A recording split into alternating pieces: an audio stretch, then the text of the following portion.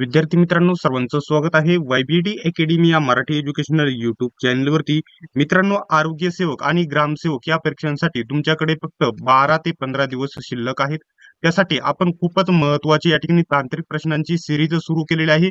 मागील 3 व्हिडिओ जर तांत्रिक प्रश्नांचे तुम्ही बघितले नसेल, आपण 10वीच्या पुस्तकातील एकदम महत्त्वाचे प्रश्न घेतलेले आहेत. मागील 3 जे व्हिडिओ बघायचे आहेत ते तुम्ही नक्की बघून घ्यायचे. त्या सर्वांची लिंक मी तुम्हाला डिस्क्रिप्शन मध्ये दिलेली आहे. आजच्या व्हिडिओचा हा चौथा भाग असणार आहे. आधीचे 3 व्हिडिओ तुम्ही नक्की बघून घ्या.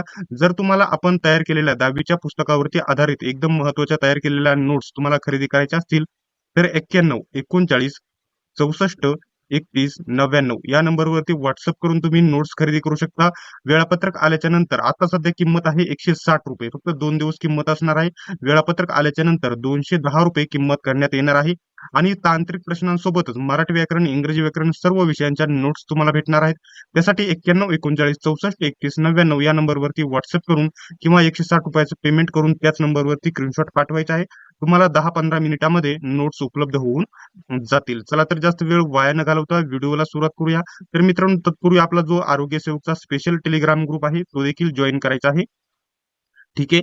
तर पहिला प्रश्न आहे, भूस्थिर उपग्रह हे पृष्ठापासून भूपृष्ठापासून किती किलोमीटर उंचीवर असतात? किती असतात? तर योग्य उत्तर आहे क्रमांक 4, 35,780 किलोमीटर उंचीवर असतात भूस्थिर उपग्रह. तर या ठिकाणी बघू शकता दुसऱ्या क्रमांकाचा प्रश्न आहे, 1984 साली अवकाशात जाणाऱ्या पहिल्या भारतीय अंतराळवीराचे नाव काय होते? तर योग्य उत्तर आहे क्रमांक बघू शकता 1, राकेश शर्मा हे नाव होते. सर्वांना हा प्रश्न माहित असेल.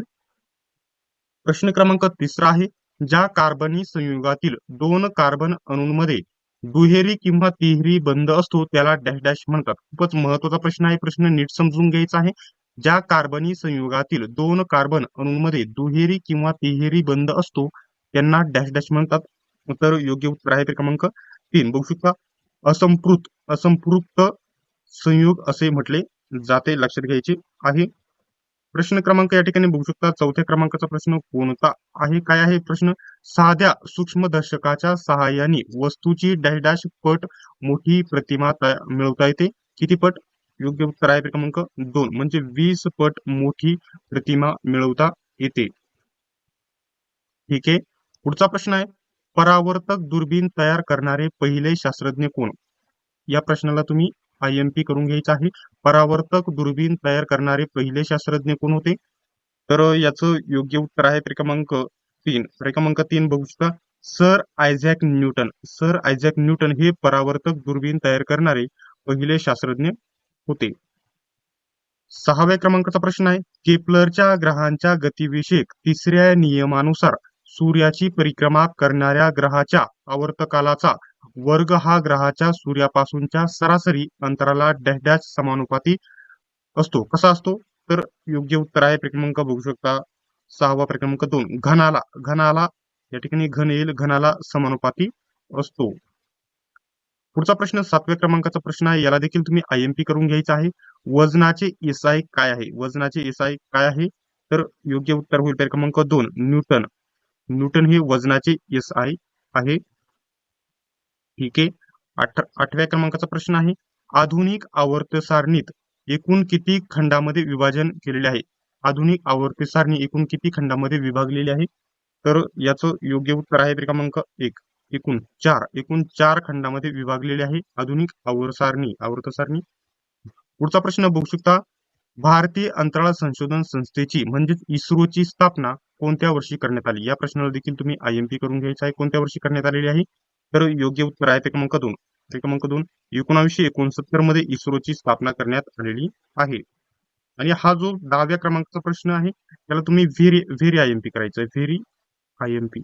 बघू शकता प्रश्न काय आहे, अवकाशात पाठवण्यात आलेल्या जगातील पहिल्या कृत्रिम उपग्रहाचे, कृत्रिम विचारलेले आहे, कृत्रिम उपग्रहाचे या ठिकाणी कृत्रिम उपग्रहाचे नाव काय होते? काय होते? तर योग्य उत्तर आहे क्रमांक बघू शकता 3, स्पुटनिक 1. स्पुटनिक 1 असे नाव होते. फक्त स्पुटनिक देखील या ठिकाणी पर्यायामध्ये येऊ शकते. फक्त स्पुटनिक असले देखील तुम्ही क्लिक करायचं आहे. तर या ठिकाणी पुढचा प्रश्न आहे, कोणता आहे बघू शकता, अवकाशात जाणारा पहिला मानव युरी गागारिन हा कोणत्या देशाचा होता? कोणत्या देशाचा होता हा युरी गागारिन अवकाशात जाणारा पहिला मानव. योग्य उत्तर आहे क्रमांक 3. क्रमांक 3 म्हणजे तो कोणत्या देशाचा? तो रशियाचा होता, युरी गागारियन. ठीक आहे. 12व्या क्रमांकाचा प्रश्न आहे. आपल्या डोळ्यासमोरून दूर केल्यानंतरही आपल्या डोळ्यासमोरून वस्तू दूर केल्यानंतरही ती किती सेकंदपर्यंत वस्तूच्या प्रतिमेचा दृष्टीपटलावर परिणाम असतो? म्हणजे आपल्या डोळ्यासमोर एखादी वस्तू होती, ती देखील तिथून निघून गेली देखील किती सेकंदापर्यंत ती आपल्याला समोर दिसत असते किंवा परिणाम राहतो? तर योग्य उत्तर आहे क्रमांक बघू शकता 4. क्रमांक 4 म्हणजे 1 ते 16 सेकंद. 1 ते 16 सेकंद एवढा परिणाम राहतो एवढ्यापर्यंत. नेक्स्ट प्रश्न. मेंढेलिव्हच्या आवर्ती सारणीनुसार मूलद्रव्यांचे गुणधर्म त्यांच्या डॅश डॅश हे आवर्तीफल असतात. तर योग्य उत्तर आहे क्रमांक 1. अणुवस्तुमान आवर्तीफल असतात. नेक्स्ट प्रश्न. ग्रहांच्या गतीविषयक 3 नियम कोणी मांडले? ग्रहांच्या गतीविषयक 3 नियम कोणी मांडलेले आहे? तर योग्य उत्तर आहे क्रमांक बघू शकता 2. जोहान्स केपलर यांनी ग्रहांच्या गतीविषयक 3 नियम मांडलेले आहेत. ठीक आहे. पुढचा या ठिकाणी फुल फॉर्म वरती तुम्हाला देखील प्रश्न विचारला जाऊ शकतो. प्रश्न काय आहे बघू शकता. IUPAC बघू शकता, युनपॅक बघू शकता, याचे सविस्तर रूप काय म्हणजे फुल फॉर्म काय आहे? तर याचं योग्य उत्तर आहे क्रमांक 1. क्रमांक 1 याचं योग्य उत्तर असलेले तुम्हाला बघायला येईल. प्रश्न काय बघू शकता, काय आहे फुल form? International union of pure and applied chemistry हा या ठिकाणी याचा फुल फॉर्म आहे. प्रश्न क्रमांक 16 आहे. लघुदृष्टिता किंवा निकट दृष्टिता असलेल्या व्यक्तींना कोणत्या प्रकारचा चष्मा दिला जातो? जो भिंग टॉपिक आहे, जो भिंगे टॉपिक आहे त्याच्यावरती हा प्रश्न विचारला जातो. त्या टॉपिक मधला हा प्रश्न आहे. लघुदृष्टिता किंवा निकट दृष्टिता असलेल्या व्यक्तींना कोणत्या प्रकारचा चष्मा वापरला जातो? या प्रश्नाला IMP करून घ्यायचा आहे. तर योग्य उत्तर आहे क्रमांक बघू शकता 1.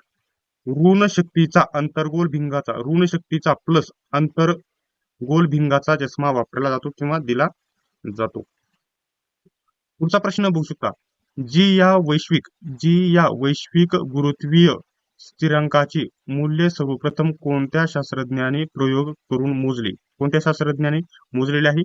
तर योग्य उत्तर आहे क्रमांक 1. बघू शकता व्हेनरी कॅव्हेंडिश यांनी हे अंतर मोजलेले आहे. ठीक आहे.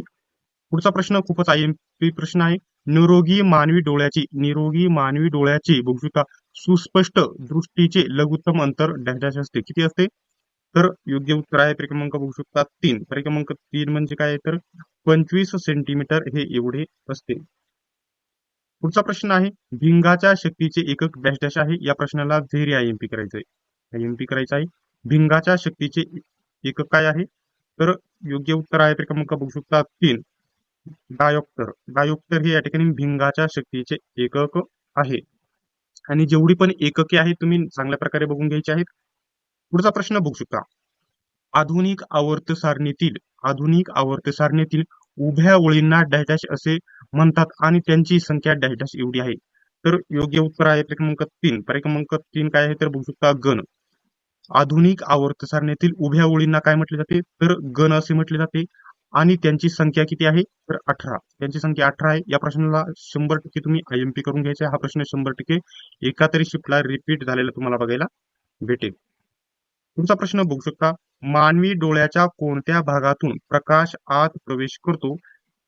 तर योग्य उत्तर आहे क्रमांक 1. बघू शकता पारपटल या भागातून, या मानवी डोळ्याच्या भागातून प्रकाश आत प्रवेश करतो.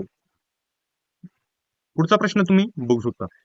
ज्या पदार्थाच्या केवळ उपस्थितीमुळे रासायनिक अभिक्रियेचा दर बदलतो, परंतु त्या पदार्थामध्ये मात्र कोणताही रासायनिक बदल होत नाही, अशा पदार्थाला डॅश डॅश म्हणतात. काय म्हटले जाते अशा पदार्थाला? तर याचं योग्य उत्तर आहे क्रमांक बघू शकता 3. क्रमांक 3 म्हणजे उत्प्रेरके असे म्हटले जाते. ठीक आहे. पुढचा प्रश्न काय आहे बघू शकता. काय आहे? ताऱ्यांचे लुकलुकणे आणि सूर्य क्षितिजाच्या थोडा खाली असताना देखील आपल्याला दिसतो. ही उदाहरणे कशाची आहेत? तर योग्य उत्तर आहे क्रमांक बघू शकता 1. क्रमांक म्हणजे प्रकाशाचे अपवर्तन. पृथ्वी या ठिकाणी बघू शकता ज्यावेळेस हा डोंगर आहे, ज्यावेळेस डोंगर आहे, त्या साईडला डोंगर आहे, डोंगराच्या आणि या इकडे खाली जेव्हा सूर्य असतो तरी देखील या ठिकाणी असा प्रकाश आलेले तुम्हाला बघायला भेटतो. त्यालाच या ठिकाणी प्रकाशाचे अपवर्तन असे म्हटले जाते. ठीक आहे. पुढचा प्रश्न तुम्ही स्क्रीनवरती बघू शकता. पेशींमधील श्वासन दरम्यान डॅश ही अभिक्रिया घडत असते. योग्य उत्तर आहे क्रमांक 3. बघू शकता. रेडॉक्स अभिक्रिया घडत असते श्वसनादरम्यान पेशींमध्ये. पुढचा प्रश्न तुम्ही स्क्रीनवरती बघू शकता. प्रकाश एका पारदर्शक माध्यमातून दुसऱ्या पारदर्शक माध्यमात जात असताना त्याची दिशा बदलते त्याला प्रकाशाचे डॅश म्हणतात. तर योग्य उत्तर होईल तर क्रमांक बघू शकता 2. अपवर्तन. ज्यावेळेस दिशा बदलली जाते त्यावेळेस अपवर्तन होते असे लिहायचं आहे. प्रश्न क्रमांक पुढचा आहे. किलोवॅट तास ऊर्जा म्हणजे किती? तर योग्य उत्तर आहे क्रमांक 1. बघू शकता काय आहे 3.6 बघू शकता 10 वॅट 6 हे याचं योग्य उत्तर आहे. पुढचा प्रश्न आहे. उष्णतेचे सीजीएस पद्धतीमधील एकक काय आहे? उष्णतेचे एकक IMP करायचे आहे. काय आहे? तर योग्य उत्तर आहे क्रमांक बघू शकता 2. कॅलरीज हे योग्य उत्तर आहे. पुढचा प्रश्न आहे. भारतातील प्रत्यावर्ती विद्युत धारेची AC वारंवारता किती असते? तर योग्य उत्तर आहे क्रमांक 1. 50 हर्ट्झ असते भारतामधील प्रत्यावर्ती विद्युत धारेची AC वारंवारता 50 असते. हा प्रश्न 100% विचारला जाणार आहे. या प्रश्नाला IMP करायचा आहे. 50 हर्ट्झ असते भारतामधील. पुढचा प्रश्न बघू शकता. किती डिग्री तापमानाला पाण्याची घनता सर्वाधिक असते? तर याचं देखील योग्य उत्तर आहे क्रमांक 1. या प्रश्नाला देखील तुम्ही IMP करायचा आहे. खूपच महत्त्वाचे प्रश्न घेतलेले आहेत. तर डिग्री सेल्सिअस 4 डिग्री सेल्सिअस हे या ठिकाणी तापमानाला पाण्याची घनता सर्वाधिक असते 4 डिग्री सेल्सिअसला. पुढचा प्रश्न बघू शकता. विद्युत धारेचे SI पद्धतीतील एकक काय आहे? ओहम, एम्पियर, बघू शकता ओरस्टेड आणि न्यूटन असे तुमच्या समोर 4 पर्याय देण्यात आलेले आहे. सर्वांनी याचं उत्तर कमेंट बॉक्समध्ये सांगायचे. विद्युत धारेचे SI पद्धतीतील एकक काय असते? तर सर्वांनीच कमेंट बॉक्समध्ये सांगायचं आहे. ज्या विद्यार्थ्यांना या ठिकाणी नोट्स घ्यायचे आहे त्यांनी 91 39 64 31 99 या नंबरवरती व्हॉट्सअप करायचा आहे. नोट्स हव्या आहेत अशी मागणी करायची आहे किंवा डायरेक्टली तुम्हाला कॉन्टॅक्ट करायचा नसेल या नंबरवरती 160 रुपयाचं पेमेंट करा आणि त्याच नंबरवरती तुम्ही स्क्रीनशॉट पाठवा. म्हणजे तुम्हाला लवकरच या ठिकाणी 5 ते 10 मिनिटांमध्ये नोट्स उपलब्ध होऊन जातील. तर मित्रांनो सर्वांनीच व्हिडिओ शेवटपर्यंत बघितल्याबद्दल धन्यवाद. चला तर भेटूया पुढच्या व्हिडिओमध्ये.